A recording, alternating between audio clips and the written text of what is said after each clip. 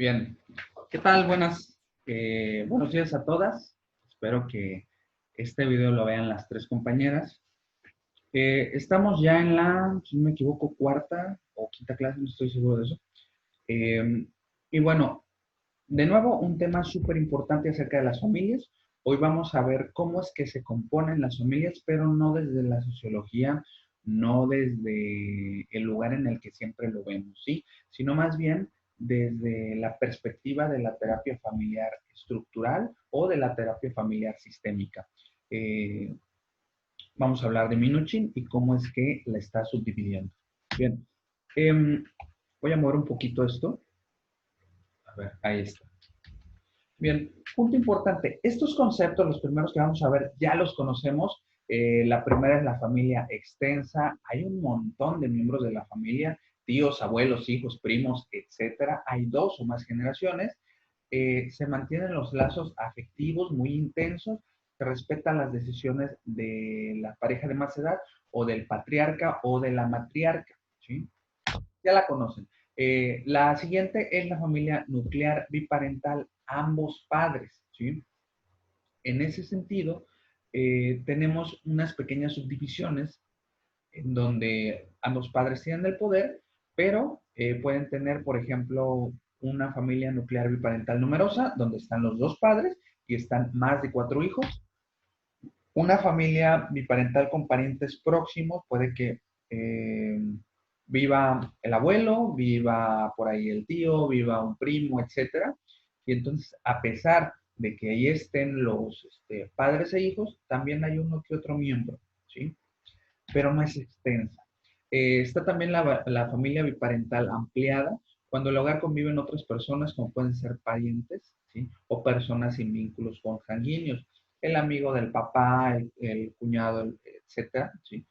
Y se debe de investigar en esta parte qué relación tiene. ¿Por qué razón? Porque resulta que a veces una persona simplemente está de paso y no genera ningún problema, o puede que venga la abuela de vacaciones, pero que la abuela se enferme, que esta abuela se quede 3, 4, 5 meses y de pronto esa relación de pareja y esa convivencia familiar estaba estable y posterior a que llega la abuela cambian completamente las reglas. Y entonces eso afecta mucho a la familia, pero también al matrimonio. Bien. La siguiente es la familia nuclear biparental reconstituida, ¿sí? Uno de los cónyuges se ha vuelto a casar, ¿sí? Y viven con los hijos de uno, con los hijos de otro. Surgen esos conceptos que a veces son prejuiciosos de padrastro, madrastra, ¿sí? Y hay muchos conflictos de lealtad, porque no sé si obedecerle a, yo hijo, por ejemplo, no sé si obedecerle a mi papá, obedecerle a esa señora que yo no conozco, que acabo de conocer y que se supone que en mi papá confía, pero yo no confío. Y por una parte, yo puedo hacerle caso a mi papá, pero desconfío de la señora, por consiguiente, de manera emocional, desconfío también de mi papá. Surgen muchos conflictos debido a ello, conflictos internos y también externos. Por otro lado, tenemos a la familia nuclear monoparental, un solo padre. Estadísticamente, vamos a encontrar que esta familia monoparental va a estar en el mayor de los casos, pues constituida por una mujer, una madre, una ama de casa, quien es la que se va a encargar de todos los problemas económicos, todos los problemas administrativos, la educación de los hijos, etc. Un momento.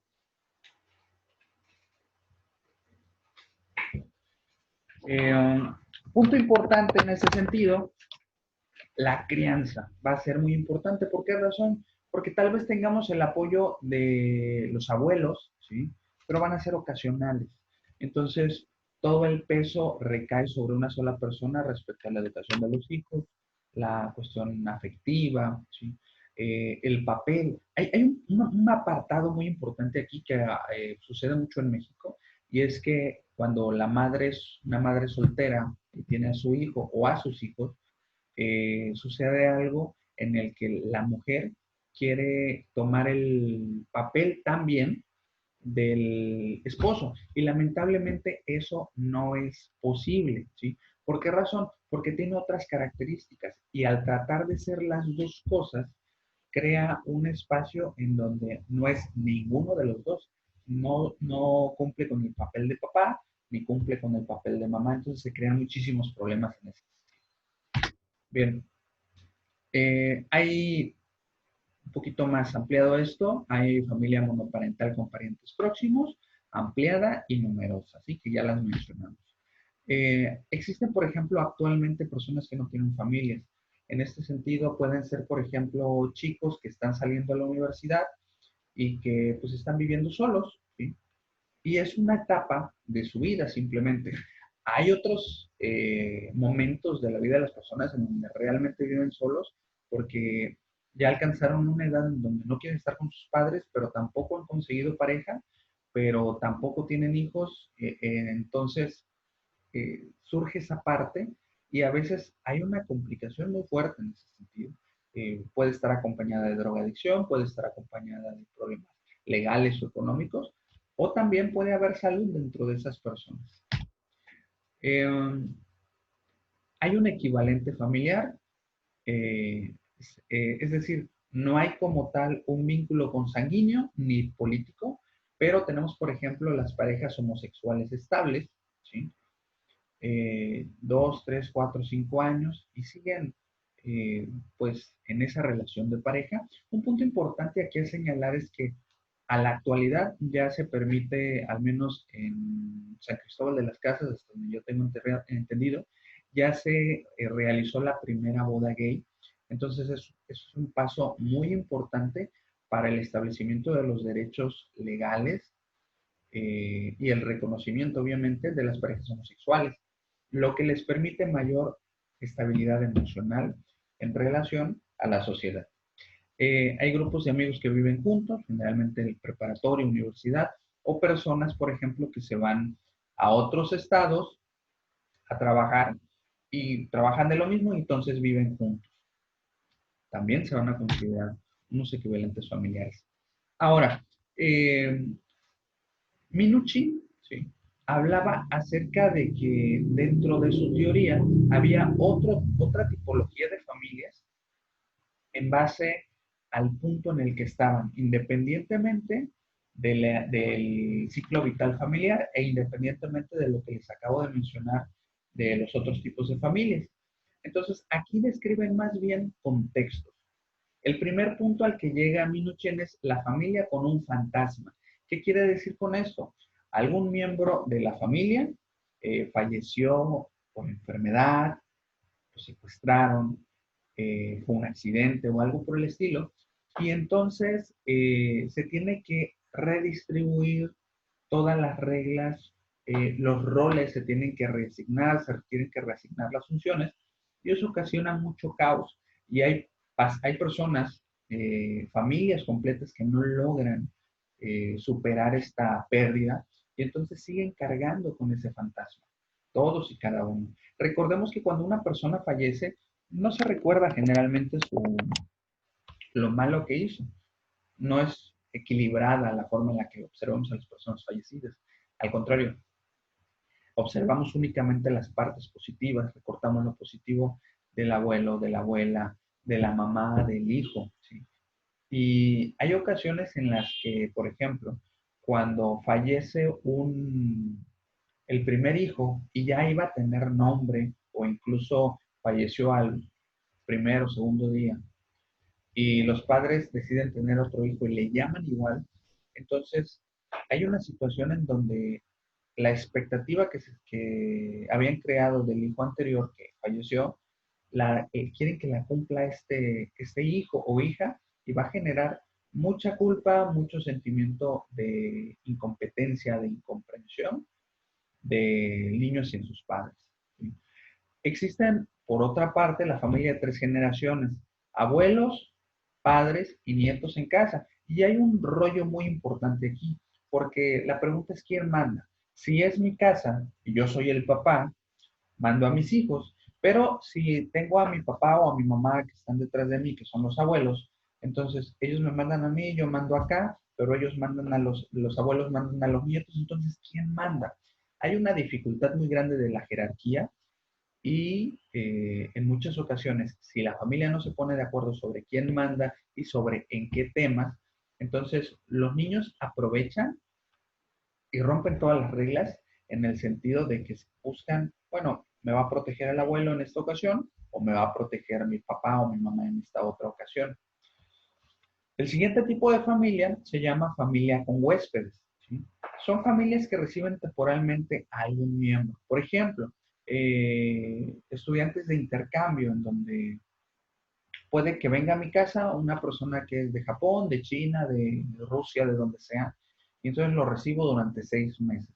Y en ese momento la familia cambia, eh, a veces puede ser de una manera importante o simplemente puede ser que le enseñen las reglas de la casa y la persona ajena pues viva mediante esas reglas. En ese caso no hay ningún problema, pero en otro caso en donde las reglas no están claras, donde las reglas son difusas, entonces causa mucho caos o incluso si hay personas externas que pueden llegar a estabilizar a esa familia sin tener que ser una persona preparada ni nada.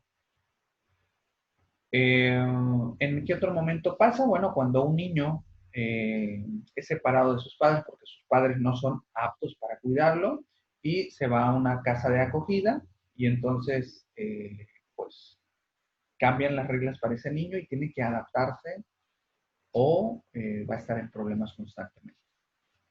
Bien, también está la familia acordeón. Este tipo de familia se va a dar en agricultores, por ejemplo, que trabajen por temporadas, que se vayan 3, 4 meses a Colima, se me ocurre, a Estados Unidos, etcétera, y regresen, ¿sí?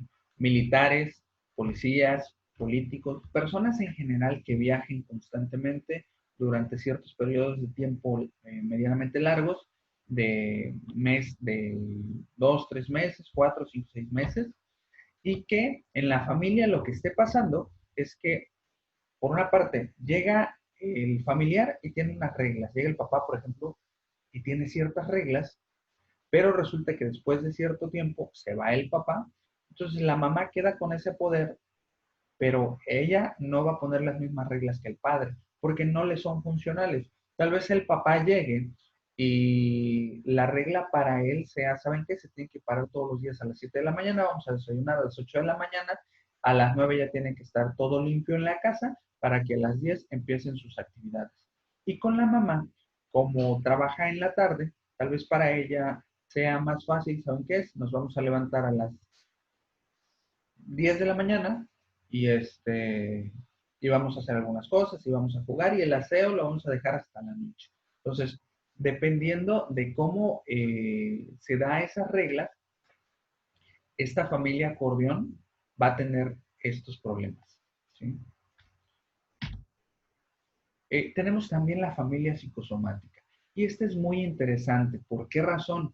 Porque va a haber un paciente identificado en donde es el que va a hacer la detección del problema. Puede ser una persona que esté sufriendo eh, mucha ansiedad, acné, parálisis de alguna parte del cuerpo. Puede ser también en familias donde haya un miembro que tenga colitis nerviosa, perdón, que tenga anorexia nerviosa, bulimia nerviosa, entre otras cosas, y esté psicosomatizando y eso haga que se movilice completamente toda la familia. Una explicación importante que les puedo dar o un caso que les puedo compartir. Hay una familia que llega y señalan a un miembro de la familia como paciente identificado y me dicen, es que cada vez que mi niño está observando la pelea entre nosotros, papá y mamá, a la noche se empieza a hacer pipí y popó en la cama y el niño tiene 11 o 12 años. Entonces es algo que llama bastante la atención. Cuando la pareja deja de pelear y empieza a tratarse de una manera visualmente más amorosa, entonces el niño ya no presenta síntomas. Los padres se relajan y después empiezan a pelear porque ya no es necesario que estén juntos, ¿sí? Que ya no pueden estar juntos, pero cuando empiezan a pelear, el niño empieza otra vez a mostrar esos síntomas de falta de control de esfínteres, ¿sí? Puede que también empiece a reprobar materias u otras cosas, ¿sí? También se va a ver de esa manera, Y la cuestión es, en la familia psicosomática, el paciente identificado va a tener una función equilibradora de esa familia y el síntoma es el que impide el cambio, pero también el que ayuda al equilibrio de esa familia, irónicamente. Por otra parte, tenemos a las familias reconstituidas. ¿A qué se refiere esto? Los tuyos, los míos y los nuestros. Estamos hablando de familias en donde papá ya se separó en una ocasión, aparta a su familia y conoce a una mujer. Esta mujer es madre, separada, tiene a sus hijos, ¿sí? Y los dos, esta nueva pareja, se llevan cada quien a sus respectivos hijos y tienen hijos en ese matrimonio. Y entonces forman una familia que se llama familia reconstituida. El problema, las lealtades son divididas, ¿sí? A veces no saben a quién hacerle caso, porque puede que los dos se amen, los dos sean buena onda, los dos sean amables, pero van a tener eh, siempre dificultades para saber a quién obedecer, quién va a poner las reglas, quién va a castigar, etc. Y se le da el poder al periférico, es decir, al contexto. Por lo tanto, no hay reglas bien establecidas en el primer momento. En este tipo de familia es necesario llevar terapia familiar para poder estabilizar todas esas reglas, no como una intervención en donde la familia está enferma, sino más bien como un medio de prevención ante conflictos futuros. Otro tipo de familia es la familia con soporte. Y dice aquí, existe un hijo parental disfuncional. ¿Qué quiere decir con esto?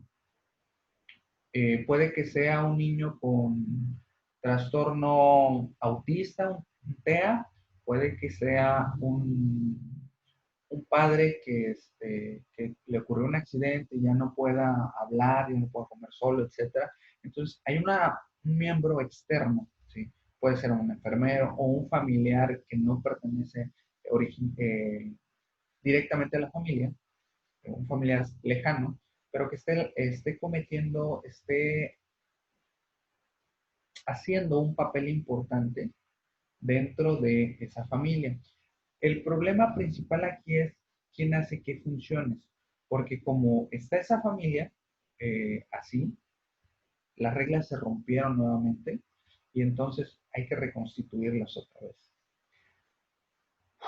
Tenemos por otra parte las familias caóticas. Son familias que siempre, en todo momento están en crisis. Son familias en donde pueden ser un número muy importante de hijos, 5, 6, 7 hijos para la época que estamos, obviamente. Una mala economía, alcoholismo, drogadicción, accidentes vehiculares constantes, algún preso en la familia. Características más importantes, no hay control, ¿sí? Nadie manda, los roles, a veces la abuela está, a veces no, a veces la hija hace la comer, a veces hace la abuela, a veces no hace nadie de comer. Y generalmente ese tipo de familias caóticas van a tener varios miembros con diferentes enfermedades. En algunos casos van a ser enfermedades físicas y en otros casos van a ser enfermedades psicológicas o incluso psicosomáticas. Las jerarquías no están en absoluto. Y bueno, otro tipo de familias de las que habla Minuchin, junto con Fishman, que es otro autor que vamos a estar viendo, son las siguientes. La familia Paul the Dogs, de 3 generaciones, ya la mencioné, la de soporte, la familia Cordón, que ya la mencioné, las familias cambiantes y las huéspedes que ya mencioné. Vamos a dar un repaso muy rápido en esta parte. Las familias de Paul the Dogs, ¿sí? Se redujo a 2 personas, ¿sí? Un paso a dos, quiere decir en francés, en español, de francés a español. Puede ser un matrimonio sin hijos, ¿sí? ¿Por qué razón? Porque no pueden tener hijos. No es una etapa, aclaro en esta parte, no es una etapa de la familia, simplemente los padres no pudieron tener hijos. Puede ser una madre soltera con su hijo, pueden ser dos cuñadas o 2 hermanas que viven juntas durante muchísimo tiempo. Y punto importante aquí, hay una dependencia constante en donde esta persona no quiere que se vaya la otra de su lado. Se le tiene que avisar constantemente, pero también, a pesar de que haya amor, hay mucho resentimiento porque uno no puede hacer algo sin que el otro se entere. Entonces, esto genera resentimiento recíproco. La familia de tres generaciones, les menciono aquí los conflictos que no les había mencionado. ¿Quién toma las decisiones? ¿Quién gana el dinero? ¿Quién lo administra? ¿Quién decide cómo educar? La crianza y todo. Familias con soportes, que ya les había comentado. La familia acordeón, que también ya les había comentado. Las familias cambiantes. Familias que pierden constantemente su sistema de apoyo y contexto. Es decir, son familias que cambian constantemente de domicilio, son diplomáticos, militares, pastores, evangélicos, etc. Aquí la cuestión es diferente a esta familia, a la familia acordeón. ¿Por qué razón? Porque aquí no es un miembro de la familia el que vaya y regrese, a pesar de que también es el militar, sino que es la familia entera la que está cambiando. Entonces, eso genera falta de raíces, una falta de cosmovisión establecida, pero también genera muchísima riqueza a nivel de cosmovisión. ¿A qué me quiero referir? Cuando hablamos de una cosmovisión, hablamos también de una cultura, de creencias, de lenguajes, formas de hablar, ideología, etcétera. Cuando nos quedamos en un solo lugar, lo tenemos, ¿sí? Y eso nos da nuestra identidad. Pero en las familias cambiantes, agarran un pedazo de cada una de esas culturas que vieron y lo complementan. El problema está como lo que pasa como la India María. No soy de aquí ni de allá, dijera ese dicho. Entonces, puede generar inseguridades en muchos sentidos. Las familias cambiantes, especialmente en los niños, a veces se les va a dificultar hacer amigos o incluso establecer vínculos sanos con aquellos amigos porque creen que los van a abandonar. Bien, familias huéspedes, ya hablé de ellas y estas son las otras que ya había comentado. Bien, esa es una de las clasificaciones más amplias de las que habló Minuchin y Fishman. Y ahora vamos a ver si están todas esas familias, bueno, ¿cómo es una familia funcional? ¿Sí? Que es la parte importante. Bueno, una familia funcional no es que no tenga problemas, es más bien que sabe resolver problemas. Si resulta que se deben 40, 50 mil pesos en la familia, economía actual, entonces, bueno, la familia dice, ¿sabes qué? Vamos a recortar gastos acá. La esposa dice, ¿sabes qué? Sí, yo voy a ponerme a vender pastelitos, o ¿sabes qué? Voy a conseguir un empleo, etcétera, y resuelven el problema y después vuelven a su normalidad. ¿Sí? El ciclo emocional de la familia, el clima, perdón, emocional de la familia es tranquilo. Si hay una persona que está enojada, dejan que se enoje, no la tratan de apagar directamente, sino más bien que se vaya apagando hasta que se apacigüe completamente, pero por sí misma. Enseña control emocional. Tienen la capacidad de cambiar durante las etapas de ciclo vital. ¿Qué quiere decir con esto?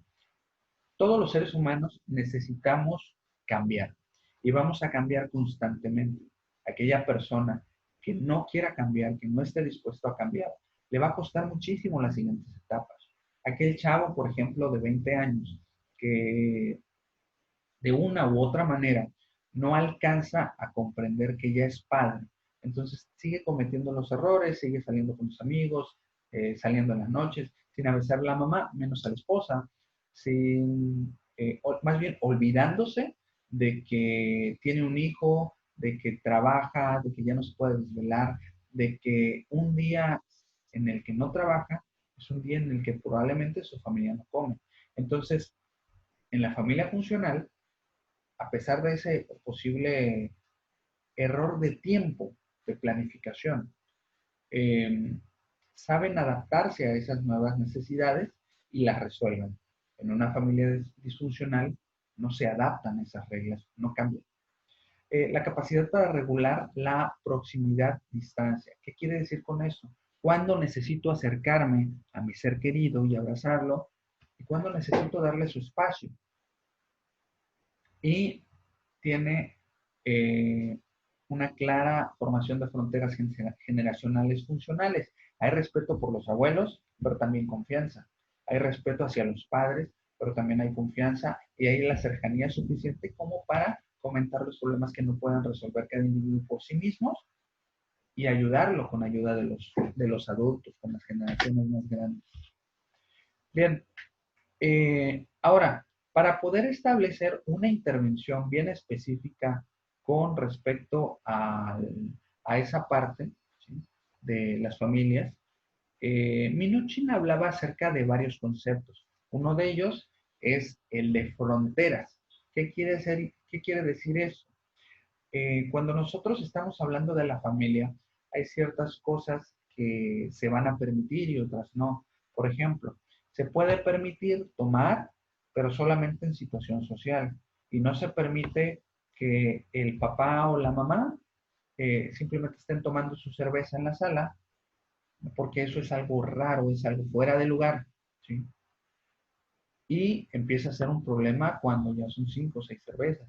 Pero hay otra familia en donde el alcohol es normal y la frontera es, bueno, está permitido 10 cervezas, pero no más. Si tú tomas la cerveza 11 como padre, como jefe de familia, entonces hay algo que te preocupa y nosotros tenemos que intervenir. Y ahí las fronteras siguen siendo definidas. Ahora, hay ocasiones en las que las fronteras son rígidas, ¿sí? Es decir, cuando las reglas que se ponen dentro de la familia son tan rígidas que no te permiten libertad, ¿sí? Por ejemplo, ¿sabes qué? Vas a poder salir a jugar tú, un niño de 5 años o de 10 años, por ejemplo, una vez que termines tu tarea. Pero resulta que el niño, cuando acaba la tarea, la empieza desde las 3 de la tarde y la termina a las 11 de la noche, como la regla dice eso, a esa hora lo dejan salir a jugar. Y no son, digo, la racionalidad de una u otra manera, como padres, nos dice que eso no es correcto, pero como la frontera es rígida, entonces hasta esa hora lo dejan salir y lo sacan literalmente, ¿sí? ¿Eso qué produce? Una desintegración, pues, en muchos aspectos. Bien, aquí voy a necesitar el puntero que produce la desintegración. Hay fronteras difusas, son borrosas, no se distinguen, no sé cuáles son las reglas como tal, entonces no sé si obedecerlas o no. A veces cuando llego tarde me regañan, yo adolescente de 15, 16 años, llego a los 9, y me regañan enormemente, y hay ocasiones en las que he llegado a 1, 2 de la madrugada, no me han dicho nada, entonces a la siguiente llego a esa misma hora y me regañan horriblemente, y otras veces llego a las 8, entonces no sé, yo adolescente, cuáles son las reglas. Hay una falta de jerarquía entre generaciones. A veces está el papá y no le importa, a veces está la mamá y no le importa, a veces está el papá y se queja con la mamá, etcétera. Hay demasiados cambios. Entonces, las fronteras tienen que ser claras y bien definidas, ¿sí? Pero tienen que darte la libertad y la seguridad para ser sano. 3 conceptos más que son muy importantes, que son las alineaciones, las coaliciones, ¿sí?, y las triangulaciones. ¿Qué es esto? Pues resulta que la alineación, dice aquí, forma en que los miembros de una familia se unen o se oponen en la realización de una tarea familiar. Para poder hacer esto, necesitamos 2 cosas, ¿sí? Una coalición. Vamos a ver, permítanme corregir esta parte. Tenemos una triangulación, por ejemplo, es un fenómeno que se da donde resulta que el papá quiere que el hijo deje de hacerse pipí en la cama, ya tiene 4 años y ya domina su esfínter durante el día, pero no durante la noche. El padre ya quiere quitar el pañal, pero la madre junto con el hijo o hija no está dispuesto. Por lo tanto, hacen equipo y cada vez que menciona el tema el padre, la madre y su hijo no permiten que interceda y eso crea muchos problemas. Eso se llama coalición y es un concepto de la triangulación. La diferencia existen diferencias en coaliciones, ¿sí? Hay coaliciones que son estables. Dice aquí, es una unión fija e inflexible. Siempre hay apoyo de un familiar a otro contra un tercero. Y hay una coalición de desvío. Un par culpa a un tercer miembro del conflicto entre ellos. ¿Sí? Bien. Ahora, un punto importante aquí que no se observa en la lámina es que la coalición va a ser, en general, esa coalición de desvío va a ser momentánea. ¿Sí? Me interesa hacer equipo contigo hasta que alcancemos tal objetivo y posteriormente, bye. ¿Sí? Nos podemos seguir peleando o podemos estar en paz o no hablarnos. ¿Sí? La alianza, por el contrario, es más una coalición estable en donde yo te apoyo en todo lo que considere necesario y más. Bien, entonces, ¿qué es una familia disfuncional? ¿Cuáles son las características? Pues aquí les van. Es una familia que ha fallado en el propósito de nutrir el crecimiento de sus miembros. Son familias enmarañadas, en donde no hay reglas. Son familias desintegradas, en donde ya murió el papá, ya murió la mamá, ya murió uno de los hijos. ¿Sí? Hay una figura que puede ser masculina o femenina, periferal, ¿sí? Que está en la periferia. A veces se aparece, a veces no. Puede ser un alcohólico, puede ser un militar que a veces llega, a veces no. Eh, Familias con padres no involucrados, donde, por ejemplo, los abuelos tengan el poder de, todo, de los niños, de la educación de los niños, los papás no se hagan cargo porque no saben si mandar o no. Hay familias en donde los hijos les dicen hermanos a sus padres porque fueron padres muy jóvenes, 19, 20 años, no se supieron hacer cargo de sus hijos y fueron los abuelos quienes los acogieron. Pero el chico o chica, o niño o niña, no sabe a quién hacerle caso. Y parte importante, hay una inflexibilidad en patrones transaccionales. ¿Qué quiere decir esto? Que no alcanzan a cambiar, ¿sí? Siempre cometen los mismos errores porque dicen que hasta cierto punto así son, nunca van a cambiar y ese es su carácter y así nacieron. Entonces, hay una dificultad para ese cambio familiar porque hay una dificultad de inflexibilidad en esos patrones transaccionales. Bien, eh, vamos a hacer una pausa aquí. Voy a pausar el video.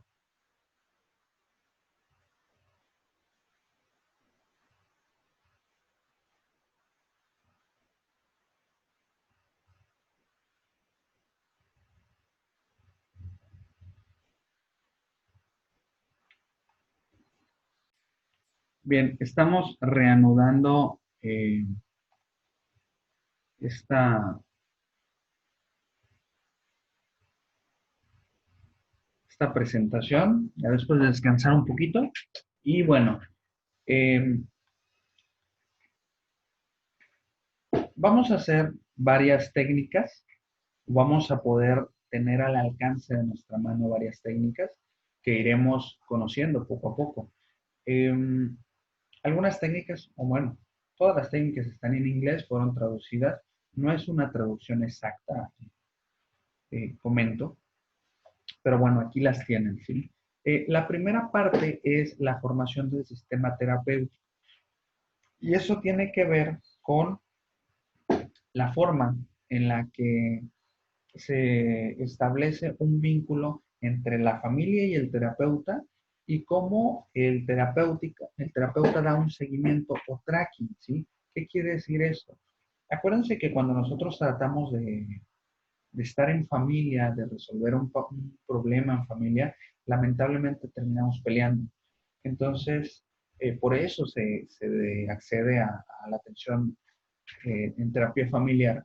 Y entonces es el terapeuta el que va marcando la pauta, ¿sí? ¿Qué opinas tú cuando se ve que la cosa está caliente, como dice Carl Rogers? Entonces, ¿y tú qué opinas? ¿Qué dices tú? ¿Sí? Y va dándole la pauta a cada uno de ellos. Está el concepto de mimesis, donde el terapeuta imita a la familia. ¿Qué quiere decir con eso? Voy a alejar un poco la pantalla, ¿sí? Si el terapeuta se está dirigiendo al padre y el padre está con los brazos cruzados, Entonces, el terapeuta también toma esa posición de los brazos cruzados. Se ve a la madre que está con la pierna cruzada, ¿sí? Entonces, el terapeuta también aplica esa observación y puede que lo haga del lado contrario, ¿sí? Para que se sienta identificada con ese miembro de la familia, ¿sí? Hay una confirmación de un miembro de la familia respecto a sus sentimientos. ¿Qué quiere decir con esto? Si el terapeuta, por ejemplo, está escuchando que la paciente, el paciente identificado dice, es que siento que mi familia no me entiende, entonces puede que una de las preguntas sea, ¿de qué manera tu familia no te entiende? ¿Sí? Se regresa a la pregunta. Ah, bueno, no me entiende porque cada vez que yo hablo, ellos emiten sus juicios. Vamos a escuchar a los otros miembros de la familia. ¿Usted qué opina? Es que siempre habla puras tonterías. Aclaro yo, ¿qué son tonterías? Siempre quiere compararse con su amiga X. ¿Quién es su amiga? Háblenme de ella. Y vamos escarbando, ¿sí? Hay otra técnica que se llama acomodación, ¿sí? En esta acomodación básicamente es ir dándole seguimiento, ¿sí? Pero me voy a ir un poquito más adelante, ¿sí? Con estas técnicas que son de evaluación y diagnóstico. Como ustedes ya saben, en las clases pasadas vimos acerca del familiograma y esperemos que ya lo tengan bien aprendido, porque lo vamos a utilizar constantemente en esta parte, ¿sí? Por ejemplo, una vez que ya elaboramos todo el familiograma, ya podemos poner estas señas, ¿sí? Que nos van a dar pauta de cómo se lleva esta relación familiar, ¿sí? Vamos a describir una frontera clara, es decir, donde las reglas son claras, donde sí se respetan, con líneas punteadas. Una frontera difusa, donde no se sabe ni cuáles son las reglas, con una línea punteada muy delgadita, o una frontera rígida con una línea, ¿sí? Vamos a hablar acerca de una afiliación, ¿sí? Con doble línea o una sobreinvolucración con una, dos, tres y cuatro líneas, ¿sale? Y conflicto lo vamos a describir con una línea de donde sale la persona, que puede ser el papá, hacia la hija, y eso va a indicar conflicto. Y este es el mapa estructural, ¿sí? Ejemplos. Aquí podemos ver que está la mamá, está el papá, está el hijo, y esta línea significa desvío, ¿sale? ¿Qué quiere decir esto? Que probablemente en esta familia los hijos estén sobreinvolucrados, los padres estén sobreinvolucrados con el hijo, y debido a esto ellos no estén unidos, no se hablen. Aquí tenemos, por ejemplo, algo que se llama coalición. La madre que está sobreinvolucrada con el hijo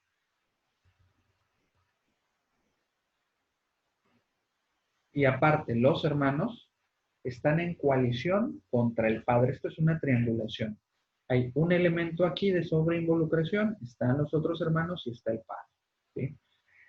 La madre y el padre puede que tengan una frontera rígida, que es esta línea, y el hijo, los padres hacia el hijo, una frontera difusa. Es decir, puede que los padres sean muy agresivos ante sí mismos, ¿sí? Que sean muy rígidos, tú vas a respetar mi cama, el dinero se maneja así, etcétera, de tal manera que siempre estén en conflicto, pero que no sepan cómo establecer contacto con su hijo, ¿sí? O puede que incluso sea difuso tanto a la pareja como al hijo, ¿sí? Tenemos acá otra parte, a veces sucede en la familia, donde el padre es el que tiene el poder y la madre baja a nivel transaccional. ¿Qué quiere decir con esto? Que la madre se siente también hija y hay una relación difusa, ¿sí? Hay una frontera difusa entre la madre y el hijo, porque se pueden tratar como hermanos, ¿sí? Como sucede en algunas familias. Entonces, todo esto que ustedes pueden ver en esta área son los tipos de problemas que en algún momento se van a enfrentar. Bien. Ahora, punto importante con todas las familias. Siempre que tengamos una familia en donde los límites están muy rígidos o los roles están completamente desorganizados, vamos a tener técnicas de desequilibrio. ¿Qué es esto? Cuando nosotros cambiamos las reglas sin que la familia esté completamente de acuerdo, ¿sí? Entonces vamos a ocasionar que su sistema pierde equilibrio. En terapia familiar nos interesa que la familia que venga a terapia pierda equilibrio. ¿Por qué razón? Porque es lo necesario para el cambio. Necesitamos destruir las bases que no son sólidas para reconstruirlas. Entonces, la primera técnica que nosotros tenemos de desequilibrio es remarcar, que significa explicar la situación desde un contexto diferente. Reenmarcado o también conocido como reencuadre. Ejemplo de esto, en una ocasión me llega un paciente y me dice, oye, psicólogo, mire, ¿sabes qué? Lo que pasa es que yo ya en 3 ocasiones intenté, pues, acontentar a mi esposa y es la primera vez pues, que se enoja, ¿sí? Nunca se había enojado conmigo en toda la relación, llevamos 6 meses de casado, nunca se había enojado conmigo y ya lo intenté 3 veces, entonces me quiero divorciar. El recuadro es el siguiente, a ver, si tú eres maestro, porque es maestro, ¿sí? Si una alumna, por ejemplo, te dice que no puede, ¿tú qué haces? Le enseño de otra forma. Si aún con esa otra forma no puede, ¿qué haces? Me pongo en sus zapatos, trato de ver, me contesta, trato de ver cómo vive, dónde vive, etcétera, y a partir de esos elementos, la ayudo. Y si aún así no se puede, me acerco todavía más. Pues eso es lo que tienes que hacer, ¿sí? Y eso es lo que le digo. Cambio el contexto, cambio el enfoque desde el que está tratando de resolver la situación. Y en este caso ya no es al individuo, sino a la familia. El segundo es apuntar. Es una descripción selectiva de una transacción de acuerdo a las metas del terapeuta. Una transacción es una forma de comunicarse, ¿sí? Entonces, en ese sentido, lo único que hago es ver que hay ciertos aspectos que yo puedo remarcar, no reenmarcar, sino remarcar para que se den cuenta de algo, ¿sí? Voy a buscar excepciones, por ejemplo. ¿Qué quiere decir con esto? Hay tanto pacientes como familias que dicen, es que siempre llega tarde. Y entonces la tarea que les puedo dejar es, bueno, recuerden por favor un día que haya llegado temprano. Ah, no, pues tal día y tal día. Entonces, ¿llega tarde siempre? No, pero casi siempre. Ya con ese punto ya desequilibra un poco. La siguiente es desbalancear. Es decir, hay un apoyo de un individuo o sistema en contra del resto de la familia. Eso se llama alianza terapéutica, ¿sí? ¿Qué quiere decir esto? Que yo busco un miembro de la familia que me pueda ayudar casi como si fuera un coterapeuta, porque tiene las herramientas necesarias, aunque no necesariamente esté consciente de ello, para poder establecer un nuevo balance. Pero primero tengo que desbalancear. Otras técnicas, la actuación es una de las técnicas más maravillosas que nosotros podemos tener dentro de la terapia familiar, y para eso los invito a leer a Virginia Satir, que ella manejaba de una manera muy amplia y con mucha capacidad estas técnicas de actuación. ¿Qué quería decir con esto? Eh, Hay un juego de roles, ¿sí? Y al padre se le puede pedir que haga el papel de la madre con la forma en la que se comporta, la forma en la que habla, la forma en la que se pone, la forma en la que piensa, y contrariamente. O podemos poner al padre en el papel del niño y vamos desequilibrando, ¿sí? Y vamos haciendo que un miembro entienda la perspectiva de la otra persona, ¿sí? Podemos trabajar con interacción espontánea, que es algo muy por el estilo, la creación de fronteras que implica la creación de nuevas reglas, ¿sí? Y los invitamos a vivir con ciertas reglas durante una semana o 2 semanas, ¿sí? La otra técnica es la intensidad, en donde podemos de una u otra manera, con nuestra voz, con nuestra presencia, con lo que vamos contando, darle más intensidad a cierta parte de la terapia, de la historia, de algo que está contando, para desequilibrar. Acuérdense que nuestro objetivo es desequilibrar a la familia para que tenga una nueva estructura, ¿sí? Está la reestructuración, más bien es una reestructuración cognitiva, pero en este momento me parece más importante que aprendan esto otro que se llama moldear la competencia, ¿sí? ¿Qué significa moldear la competencia? Esto pasa, por ejemplo, cuando a alguno de los miembros de la familia le falta alguna habilidad y se la vamos a desarrollar. Ejemplo, la esposa se queja de que el esposo es frío, es distante, pero cuando entrevistamos directamente al esposo, resulta que se siente torpe al tratar de explicarse, de decir te amo, de entregar una rosa, etc. Entonces vamos a modelar esa competencia para que cambie la estructura de la pareja o de la familia. Bien, estas técnicas que se presentan a continuación son más bien cognitivas, es un adelanto, no son técnicas de terapia familiar. Está la consejería directamente sobre acerca de lo que pueden hacer. Está la información, o también llamado psicoeducación, las ficciones pragmáticas, es decir, ese juego de roles que llevamos ahorita a cabo en sesión, lo lleven a cabo en su día a día. O también está la paradoja. La técnica de la paradoja fue desarrollada un poquito más adelante y fue perfeccionada por Giorgio Nardone, ¿sí? En Italia. eh, y él hablaba, junto con otro grupo de terapeutas, y él hablaba acerca del uso de la paradoja, ¿sí?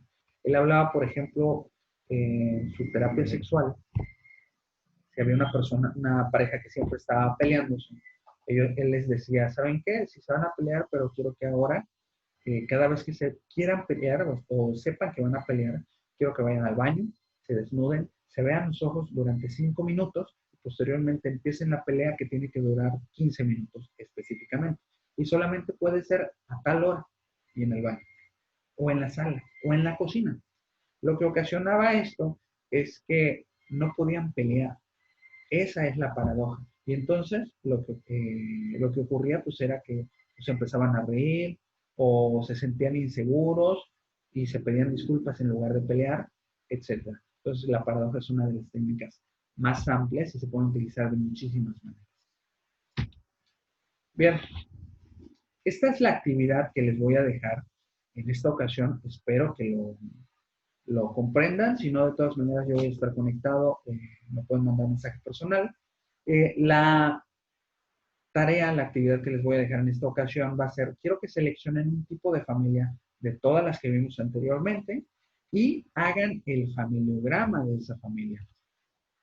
Para eso deberán de presentar el caso, que puede ser de una película, de una novela o de su imaginación, y deben de relatar el caso en mínimo 2 cuartillas. Es decir, lo que van a entregar, uno, es el caso por escrito, se trata de una familia de tales características, quién se lleva con quién, etcétera, y el familiograma. ¿Y qué tipo de familia es de acuerdo a las características problemáticas que tiene? Bien, espero que con esto les haya quedado bastante claro los tipos de familias, la tipología creada por Minuchin y por el otro autor, y también que les haya quedado ese germen de curiosidad acerca de las técnicas de terapia familiar existentes. Y bueno, cabe destacar que esto sigue creciendo, las técnicas siguen creciendo y son aplicables en muchísimos momentos dentro de la terapia familiar o la terapia individual también. Cuídense mucho y vamos a estar en contacto. Hasta la próxima.